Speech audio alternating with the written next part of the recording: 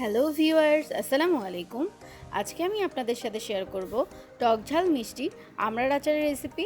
যে আমড়ার আচার একবার বানালে সারা বছর সংরক্ষণ করে রেখে দিতে পারবেন। এখানে 1 কেজি পরিমাণের আমড়া নিয়েছি। এখন এই আমড়ার খোসাগুলো ছাড়িয়ে নিতে হবে।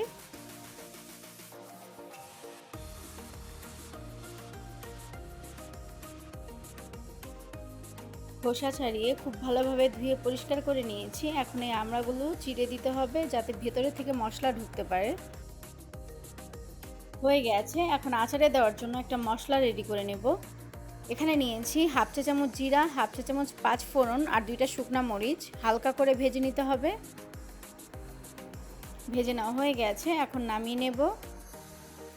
সেই একই প্যানের মধ্যে হাফ কাপ পরিমাণ সরিষার তেল দিয়ে দিলাম। আর দিয়ে দিলাম হাফ চা চামচ পরিমাণ আস্ত পাঁচ ফোড়ন। কয়েক সেকেন্ড অপেক্ষা করতে হবে। এখন এখানে দিয়ে দেব আমড়াগুলো।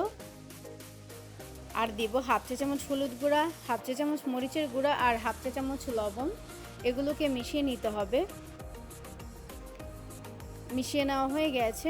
এখন এখানে দিয়ে দিলাম 1 কাপ পরিমাণ চিনি। আমরা টক অনুযায়ী কিন্তু চিনির পরিমাণটা বেশি কম লাগতে পারে।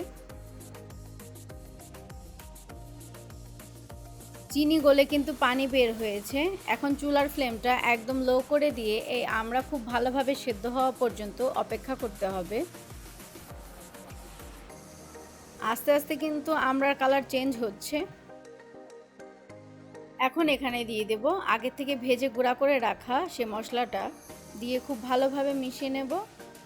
আর 10 থেকে 15 মিনিট লো ফ্লেমে রান্না করলেই কিন্তু এই আমড়ার আচারটা রেডি হয়ে যাবে।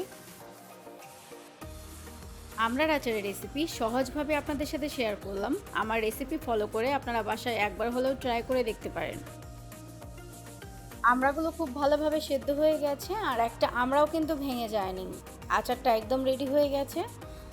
এখন নামিয়ে নেব। রেসিপিটা ভালো লাগলে একটা লাইক দিবেন আর চ্যানেলটা সাবস্ক্রাইব করতে ভুলবেন না। তাহলে দেখা হচ্ছে নতুন কোনো রেসিপির সাথে। সবাই ভালো থাকবেন। আল্লাহ হাফেজ।